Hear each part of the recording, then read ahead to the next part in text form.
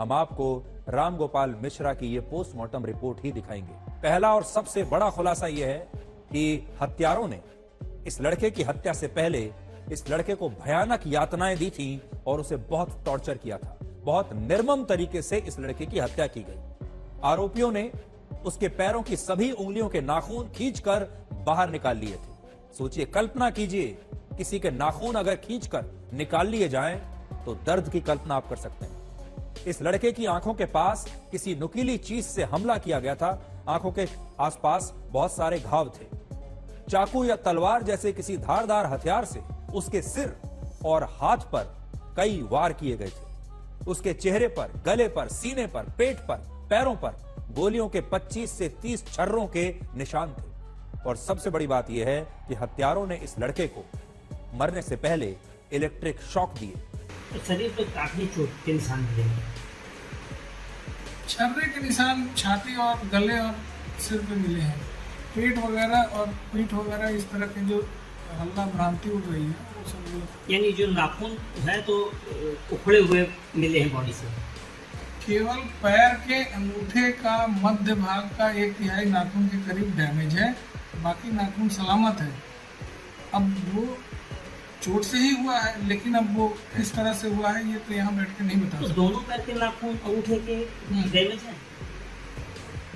सबने देखा है। को लेकर के बड़ी अपडेट आई है। मृतक राम गोपाल की पोस्टमार्टम रिपोर्ट आ गई है। रिपोर्ट में राम गोपाल के साथ बर्बरता के सबूत साफ साफ निकल करके सामने आए हैं। 35 छर्रे शरीर पर लगे हुए थे। हत्या से पहले तड़पाने के सबूत इस पोस्टमार्टम रिपोर्ट में सामने आए हैं। नाखून उखाड़े गए थे। राम गोपाल को करंट भी लगाया गया था। 20 मिनट तक जब उसे आरोपियों ने पकड़ा हुआ था, उस दौरान किस तरह से उसे टॉर्चर किया गया था। दरअसल राम गोपाल मिश्रा की मौत साधारण तरीके से नहीं हुई, बल्कि नर्क जैसी स्थिति से गुजरकर उसे दम तोड़ना पड़ा।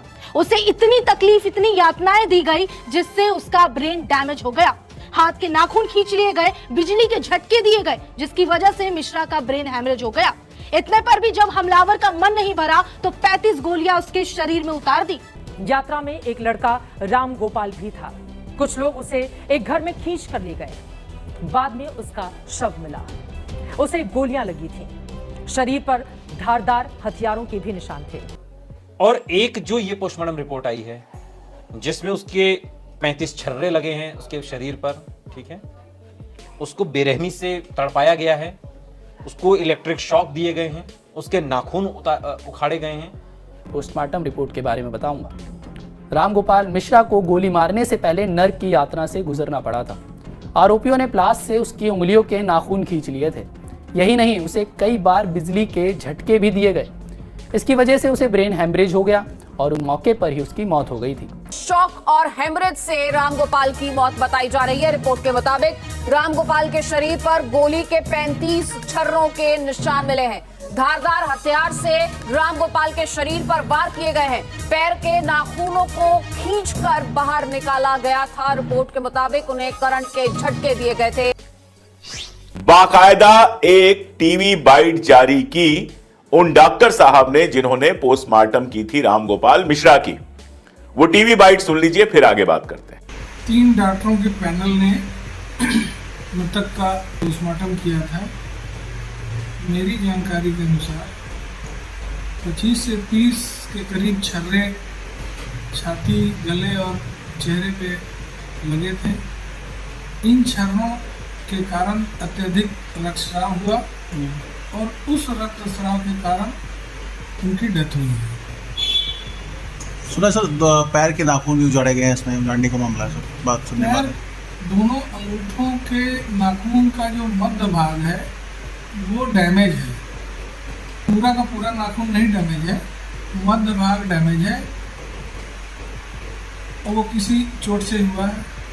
तो शरीर पर काफी चोट के निशान मिले हैं। छर्रे के निशान छाती और गले और सिर पे मिले हैं। पेट वगैरह और पीठ वगैरह इस तरह के जो हल्ला भ्रांति उड़ रही है वो सब, यानी जो नाखून है तो उखड़े हुए मिले हैं बॉडी से।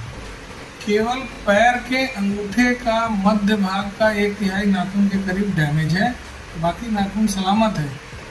अब वो चोट से ही हुआ है, लेकिन अब वो किस तरह से हुआ है ये तो यहाँ बैठ के नहीं बता सकते। दोनों पैर के नाखून अंगूठे के डैमेज है, सबने देखा है। सर मौत का स्पष्ट कारण क्या है? स्पष्ट कारण अत्यधिक ब्लीडिंग के कारण मौत हुई। बहराइच पुलिस ने भी बाकायदा एक पोस्टर बनाकर ट्विटर पर जारी किया और जिसमें कहा कि पोस्टमार्टम को लेकर ये सारी चीजें जो फैलाई जा रही हैं वो पूरी तरह से गलत है। गोदी मीडिया कितना झूठ बोल सकता है, इस पर आप सिर्फ एक एग्जांपल लेकर देख लीजिए। अभी गाजियाबाद में एक घटना हुई जिसमें एक घरेलू सहायिका जो थी, खाना बनाने वाली थी, उसके ऊपर आरोप लगा, वीडियो आया कि वो खाने में अपना यूरिन मिलाकर खाना बना रही है और उसके बाद उसको गिरफ्तार वगैरह किया गया। एक अखबार ने जब इसको छापा तो खबर तो वही छापी, लेकिन उसके साथ जो तस्वीर छापी वो हिजाब वाली महिला की छाप दी और जब लोगों ने दबाव बनाया तब ओरिजिनल सीसीटीवी की तस्वीरें छापी गईं। यानी उसको भी मुसलमानों के खाते में डालने की कोशिश की गई। गोदी मीडिया हमारा इसी तरह से काम कर रहा है। ये बड़ी अच्छी बात कही है। ठीक है, तुम्हारे पास पहुंच गया था, टूल किट पहुंच गया था, कहीं से मैसेज आ गया होगा तुम्हारे पास कि ये चलाना है, लेकिन कम से कम जनता के प्रति कुछ तो जिम्मेदारी रखो। भाई सल्यूट है आपको, मैं कहता हूं सल्यूट है आपको। पहले ही जो शहर दंगे की आग में जल रहा है उसकी आग को देश भर में भड़काने का जो काम तुम लोग कर रहे हो, इस काम के लिए पैसे कितने कमा लो, इस काम के लिए घर कितने बड़े बना लो, इस काम के लिए नौकरी कितनी बड़ी पालो, लेकिन एक दिन यह देश धिक्कारेगा कि तुम लोगों ने देश को आग के हवाले किया। तुम्हारा काम था आग को बुझाना। बात तो सही है। और वही tool kit as it is पढ़ दिया जो बाहर से आया था। अगर नहीं था टूल किट तो मुझे बताइए कि आखिर सारे पत्रकार एक ही कहानी कहां से कह रहे थे, कहां से सबके पास एक ही कहानी आई। मौत किसी की भी हो, ये बहुत ही दुखद है, बहुत ही निंदनीय है, लेकिन इसी मौत में इस तरह से झूठ फैलाकर नफरत फैलाना क्या सही है? इसी मीडिया के ऊपर किसी ने क्या सही बात की? देखिए वीडियो। पहले लोग झूठ बोलते थे और मीडिया वाले सच ढूंढ कर लाते थे, और अब मीडिया वाले लोग झूठ बोलते हैं और लोग सच ढूंढ करके लाते हैं।